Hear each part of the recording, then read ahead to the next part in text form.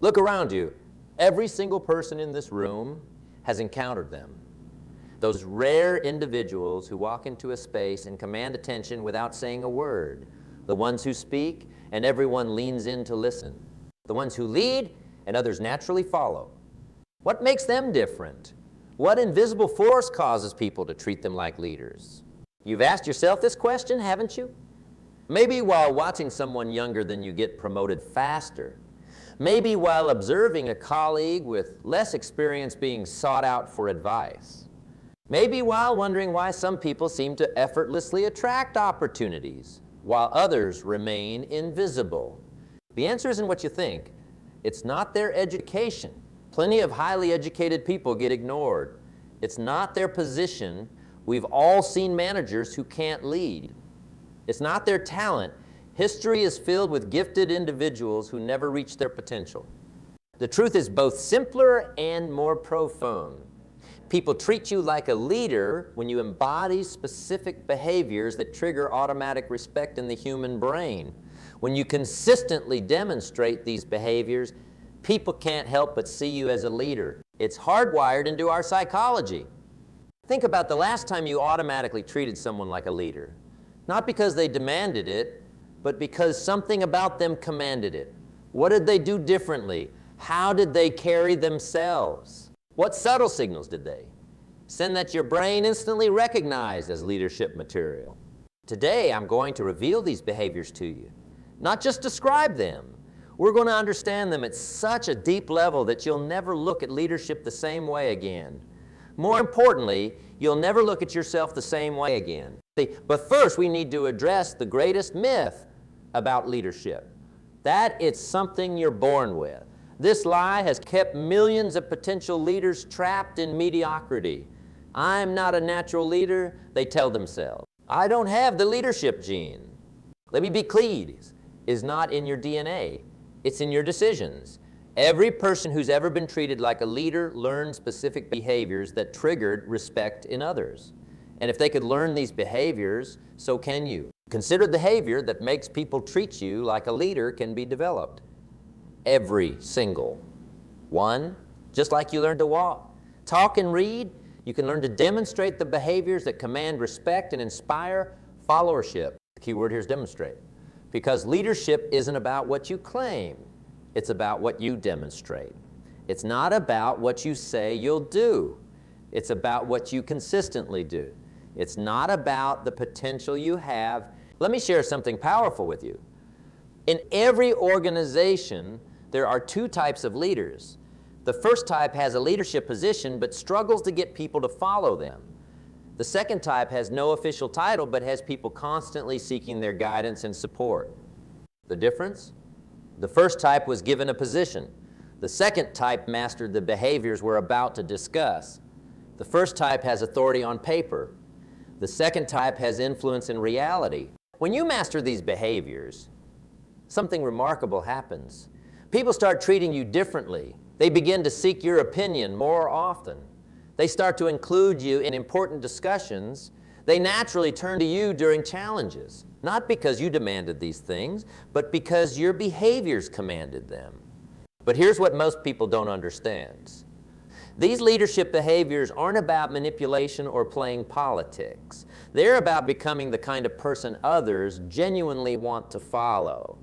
They're about developing qualities that add value to others' lives. The first and most fundamental behavior is this leaders take absolute ownership of their environment, not selective ownership, absolute ownership. When most people see a problem, they point it out. When leaders see a problem, they begin solving it. When most people experience a setback, they look for someone to blame. When leaders experience a setback, they look for solutions to implement. This ownership mentality changes everything. It changes how people perceive you. It changes how they respond to you. Most importantly, it changes how they treat you. Think about someone who consistently takes ownership in your organization. How do people treat them? They trust them with more responsibility. They seek their input on important decisions. They respect their opinion even when they disagree. Why? Because taking ownership is a behavior that triggers automatic respect in others. It's one of the fundamental behaviors that makes people treat you like a leader. When you consistently demonstrate this behavior, people can't help but see you as leadership material. But here's the challenge. Taking ownership means accepting responsibility, not just for your actions, but for your environment. It means no more blaming circumstances. No more waiting for someone else to fix problems. No more complaining about what's wrong without proposing solutions. Are you ready for that level of responsibility? Are you prepared to be the person who says, I'll handle it, instead of someone should do something about that? Are you willing to be the one who steps up when others step back? Because that's what leaders do. And that's just the first behavior we're going to master today. There are several more equally powerful behaviors that, when combined, create an unstoppable leadership presence. These behaviors aren't theoretical. They're not philosophical. They're practical, observable actions that you can begin implementing today. Actions that will fundamentally change how people respond to you, how they treat you, and how they view your leadership potential. The question isn't whether these behaviors work. History has proven they do. The question is, are you ready to master them? Are you prepared to become the kind of person others naturally treat as a leader? Because by the time we finish here today, you'll know exactly what these behaviors are. You'll understand why they work. Most importantly, you'll know how to implement them in your daily life until they become as natural as breathing. Let's talk about the second behavior that makes people automatically treat you like a leader. You must master the art of decisive action. Notice I didn't say perfect action. I said decisive action. There's a crucial difference that most people never understand. They wait for perfect conditions. They wait for complete information. They wait for absolute certainty. And while they're waiting, true leaders are taking action, learning, adjusting, and moving forward. In every organization, in every community, in every situation, there are two types of people: those who wait for clarity and those who create clarity. Those who wait for direction and those who set direction. Those who ask, what should we do? And those who say, here's what we can do. Which one are you? Because here's the truth that most people never grasp. Clarity doesn't come from thinking. It comes from action. Movement creates momentum. Momentum creates opportunities, create results. Think about the last time you faced uncertainty. What did you do? Did you wait for someone else to make the first move? Did you hide behind phrases like we need more information or let's wait and see? Or did you step forward and say, here's what I think we should do? Your answer to that question reveals whether people currently treat you like a leader or like a follower. Because leaders don't wait for perfect conditions, they act on available information. They don't wait for guaranteed success. They move forward with calculated risks. That's something even more important about decisive action. It creates certainty in others. When you move decisively, you give others confidence to move. When you act with conviction, you give others permission to act. When you take the first step, you make it easier for others to follow. This brings us to the third behavior that makes people treat you like a leader. You must become a master of creating clarity in chaos. In times of confusion, leaders don't add to the noise. They provide direction. In times of uncertainty, they don't spread panic. They spread perspective. In times of difficulty, they don't focus on problems. They focus on possibilities. Let me share something profound with you. The most valuable currency in today's world isn't money. It's clarity. When everyone is confused, the person who can provide clarity becomes invaluable. When everyone is uncertain, the person who can provide direction becomes indispensable. But here's what most people don't understand about creating clarity. It's not about having all the answers. It's about asking the right questions. It's about helping others think clearly when emotions are running high. It's about maintaining perspective when others are losing theirs. Consider this: in every crisis, in every challenge, in every difficult situation, there are two types of people. The first type adds to the confusion by focusing on everything that could go wrong. The second type creates clarity by focusing on what needs to be done right now. What type are you? Because people naturally treat the second type like leaders. They gravitate toward those who can help them make sense of chaos. They respect those who can maintain composure when everything seems to be falling apart. This brings us to the fourth behavior. You must become exceptional at building trust through consistent character. Notice I didn't say building trust through charisma. I didn't say building trust through credentials. I said building trust through consistent character. Because while charisma can attract people, only character can keep them. While credentials can impress people, only character can inspire them. Is what people don't understand about trust. It's not built in big moments. It's built in small moments. It's built when you do what you say you'll do. It's built when you arrive when you say you'll arrive. It's built when you deliver what you promise to deliver. Think about the people you trust most. How did they earn that trust? Was it through grand gestures, or was it through consistent, reliable behavior over time? This consistency is what makes people treat you like a leader. Because when your words and actions align consistently, people can't help but respect you. When your behavior matches your values consistently, people can't help but trust you. But here's the challenge.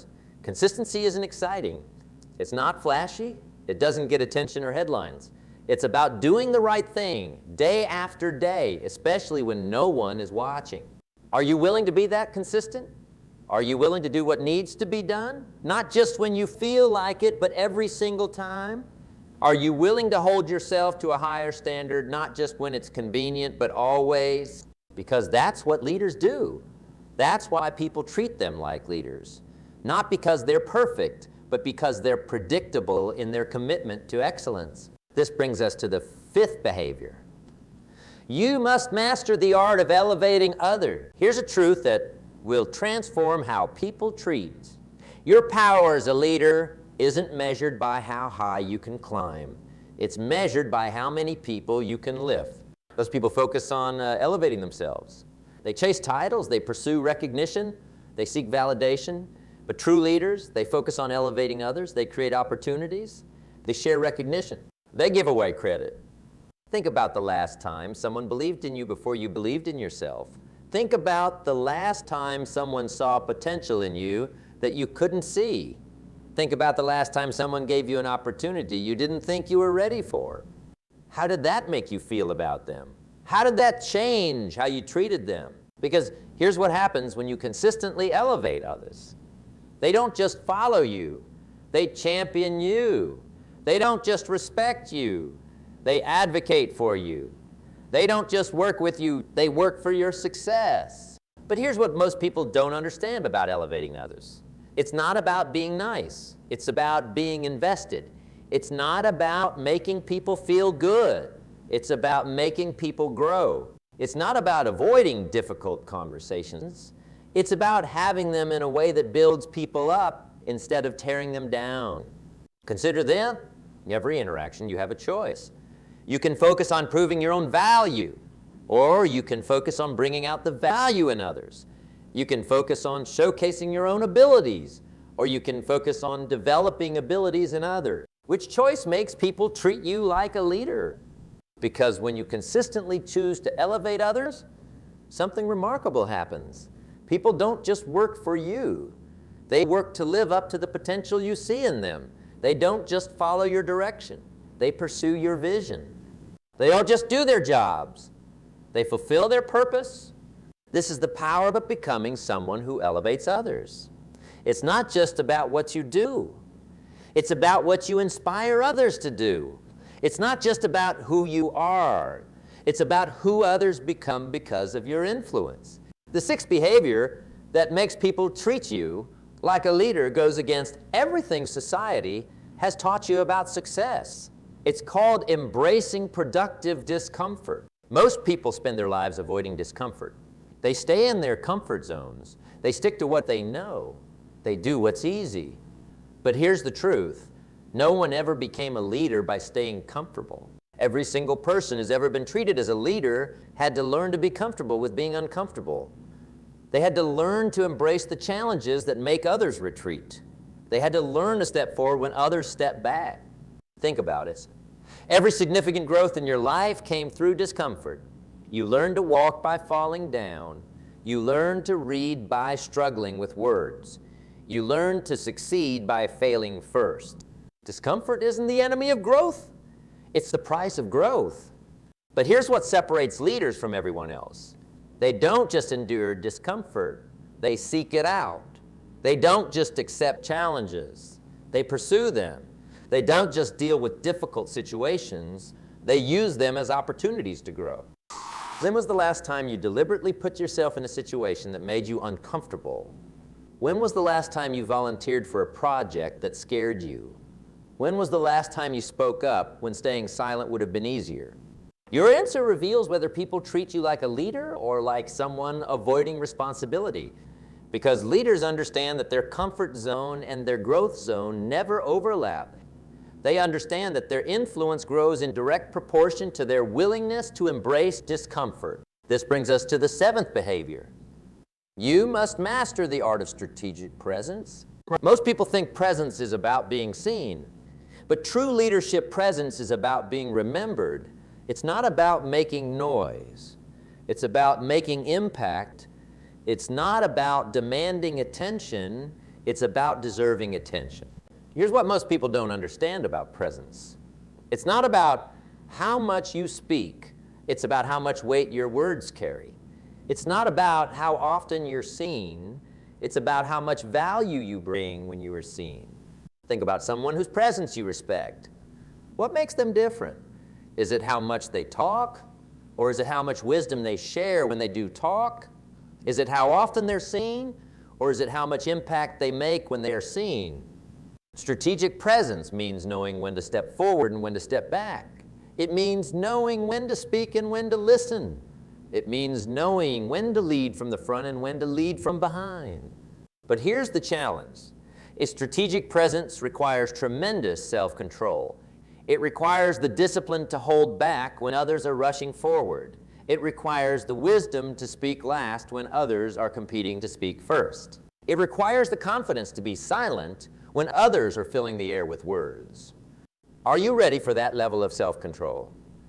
Are you prepared to measure your words not by how many you speak, but by how much impact they create? Are you willing to judge your presence not by how often you're seen, but by how much value you bring? Because that's what makes people treat you like a leader. They respect someone who speaks with purpose rather than just to be heard. They follow someone who moves with intention rather than just to be seen. This brings us to the eighth behavior. You must become a master of emotional intelligence in action. Notice I didn't say emotional intelligence in theory. I said emotional intelligence in action, because understanding emotions isn't enough. You must be able to navigate them, especially under pressure. This is what most people never grasp. Leadership isn't just about managing tasks. It's about managing energy. It's not just about directing actions. It's about directing emotions. It's not just about achieving goals. It's about maintaining morale while achieving those goals. Think about the last time you were in a high-pressure situation. How did you handle the emotions in the room? Did you add to the tension or help release it? Did you fuel the panic or help calm it? Did you focus on the problem or help others focus on the solution? Because here's the truth. People don't just follow your instructions. They follow your emotional lead. They don't just watch what you do. They watch how you do it. They don't just listen to what you say. They feel how you say it. This emotional intelligence in action means staying calm when others are panicking. It means maintaining perspective when others are losing theirs. It means responding thoughtfully when others are reacting emotionally. But here's what most people don't understand about emotional intelligence. It's not about suppressing emotions. It's about channeling them. It's not about being emotionless. It's about being emotionally stable. It's not about avoiding difficult feelings. It's about processing them productively. In every challenging situation, there are three types of people. The first type gets overwhelmed by emotions. The second type suppresses emotions. The third type channels emotions into productive action. What type are you? because people naturally treat the third type like leaders. They trust those who can acknowledge emotions without being controlled by them. They respect those who can maintain their composure without losing their humanity. This brings us to the ninth behavior. You must master the art of creating value before. Most people focus on what they can get. Leaders focus on what they can give. Most people ask, what's in it for me? Leaders ask, what can I contribute? Most people wait for opportunities. Leaders create opportunities by creating value. Here's a truth that will transform how people treat you. Your value as a leader isn't determined by what you can take. It's determined by what you can give. It's measured by what you can contribute. Think about the last time someone helped you without expecting anything in return. Think about the last time someone added value to your life without asking for value back. How did that make you feel about them? How did that change how you treated them? Because here's what happens when you consistently create value first. People don't just respect you. They seek you out. They don't just appreciate you. They promote you. They don't just work with you. They invest in your success. But here's the challenge. Creating value first requires faith. It requires the confidence to give without the guarantee of getting back. It requires the security to contribute without the certainty of compensation. Are you willing to be that generous? Are you prepared to give your best even when there's no immediate return? Are you ready to create value even when there's no guarantee of recognition? Because that's what leaders do. That's why people treat them like leaders. Not because they demand value, but because they consistently create it. Not because they expect returns, but because they focus on contribution. The 10th behavior that makes people treat you like a leader is something so fundamental yet so rare. You must master the art of keeping your word to yourself. Everyone talks about keeping promises to others, but leadership begins with keeping promises to yourself. Because if you can't trust yourself, how can you expect others to trust you? Think about the commitments you've made to yourself, the habits you said you'd develop, the standards you said you'd maintain, the boundaries you said you'd enforce. How many of those promises have you kept? Because here's the truth that most people never grasp. Every time you break a promise to yourself, you weaken your own trust in yourself. Every time you say you'll do something and don't do it, you damage your self-leadership. Every time you set a standard and fail to maintain it, you diminish your own authority. But here's what's even more profound. People can sense this. They can feel when someone has strong self-trust and when someone doesn't. They can tell when someone has personal integrity and when someone doesn't. Consider in every environment there are two types of people. The first type makes commitments easily but keeps them rarely. The second type makes commitments carefully but keeps them religiously. Which type do people treat like a leader? Because when you consistently keep your word to yourself, something remarkable happens. Your self-confidence becomes unshakable. Your presence becomes undeniable. Your impact becomes unstoppable. Not because you're perfect, but because you're trustworthy first to yourself, then to others. This brings us to the 11th behavior. You must master the art of strategic silence. Most people think leadership is about speaking up. But true leadership often requires knowing when to be silent. Not the silence of fear, not the silence of weakness, but the strategic silence that creates space for truth to emerge. Here's what most people don't understand about strategic silence. It's not passive. It's powerful. It's not about having nothing to say. It's about creating space for something important to be heard. Think about the last time you were in a meeting or conversation. Were you truly listening to understand, or were you just waiting for your turn to speak? Were you creating space for others to share their insights, or were you filling every silence with your voice? Because here's the truth. People don't just follow those who speak well. They follow those who listen well. They don't just respect those who have all the answers. They respect those who ask the right questions. Strategic silence means having the confidence to let others speak first. It means having the wisdom to let others discover solutions instead of always providing them. It means having the strength to let uncomfortable truth surface instead of rushing to fill every silence. But here's the challenge. Strategic silence requires tremendous self-control. It requires the discipline to hold back your opinions when others need to form their own. It requires the wisdom to know when your silence will speak louder than your words. This brings us to the 12th behavior. You must master the art of principled power. Most people think power corrupts, but the truth is, power reveals. It doesn't change who you are, it unveils who you've always been. It doesn't create your character, it exposes it. Here's what most people never understand about power. True power isn't about control over others. It's about control over yourself. It's not about making people do what you want. It's about doing what's right regardless of what others do. Think about the leaders you most respect. How do they use their power? Do they use it to elevate themselves, or do they use it to elevate others? Do they use it to protect their position, or do they use it to protect principles? Because here's the truth. People don't just follow power. They follow principled power. They don't just respect authority. They respect ethical authority. They don't just submit to position. They commit to purpose. But here's the challenge. Principled power often requires sacrificing personal gain for greater good. It requires choosing what's right over what's easy. It requires standing firm when standing alone. Are you ready for that kind of power? Are you prepared to make the hard choices that principled leadership demands? Are you willing to sacrifice personal comfort for organizational growth? This brings us to the 13th behavior.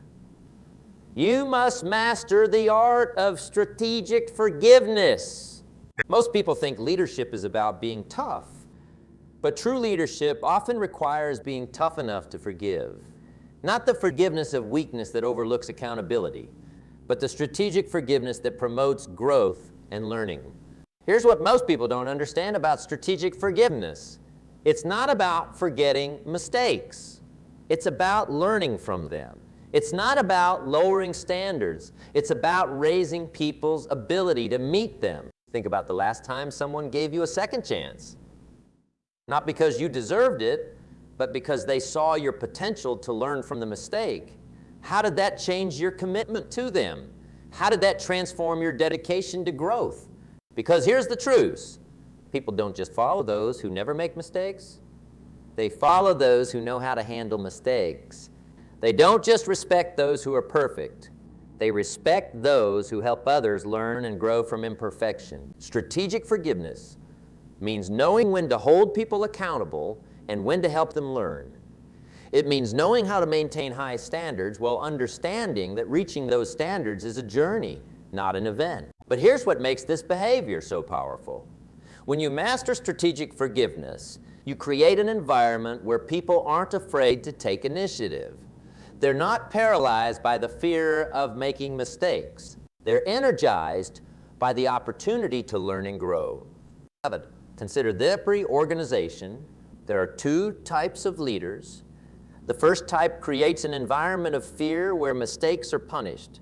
The second type creates an environment of growth where mistakes are transformed into learning opportunities. Which type do people naturally want to follow? Because when you master strategic forgiveness, something remarkable happens. People don't just work for you. They grow with you. They don't just follow your direction. They embrace your vision. They don't just do their jobs. They pursue excellence. The 14th behavior that makes people treat you like a leader is perhaps the most powerful of all. You must master the art of living your message. Not speaking your message, not teaching your message, living your message. Because people don't just listen to what you say, they watch how you live. They don't just hear your words, they observe your actions. They don't just notice your successes, they study your struggles. Here's what most people never grasp about leadership. Your most powerful message isn't what you tell others to do. It's what you actually do. Your most profound influence isn't in your words. It's in your daily choices.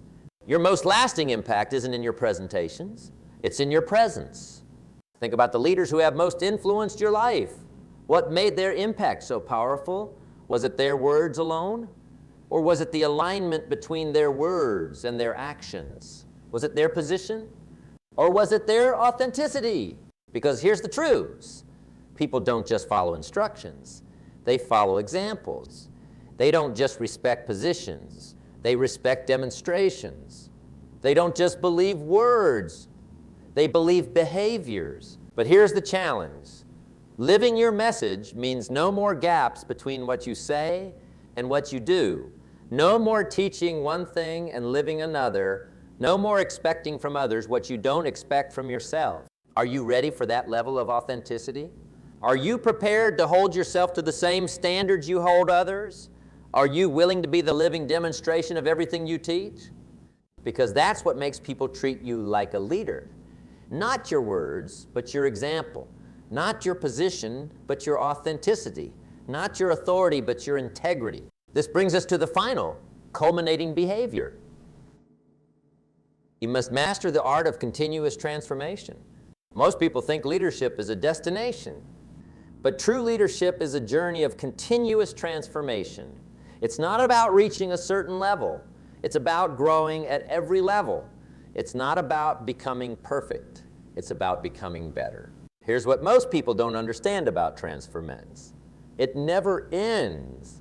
The moment you think you've arrived is the moment you begin to decline. The moment you think you know enough is the moment you stop growing. The moment you think you're good enough is the moment you start falling behind. Think about all the behaviors we've discussed today. Taking absolute ownership, acting decisively, creating clarity in chaos, building trust through consistent character, elevating others, embracing productive discomfort, mastering strategic presence, demonstrating emotional intelligence, creating value before expecting value, keeping your word to yourself, practicing strategic silence, exercising principled power, implementing strategic forgiveness, living your message. Each one of these behaviors is not a box to check.